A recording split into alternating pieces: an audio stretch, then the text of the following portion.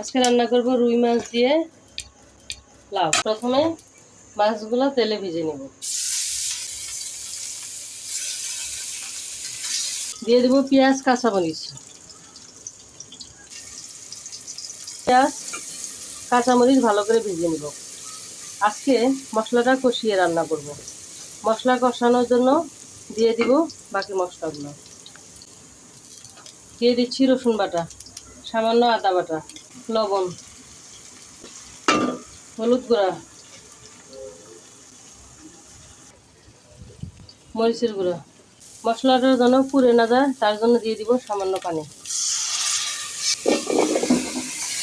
কষানো হয়ে গেছে, এবার দিয়ে দিব পানি। হয়ে গেছে আমার লাউ দিয়ে মাছ রান্না। দেখ রংটা কত সুন্দর হয়েছে।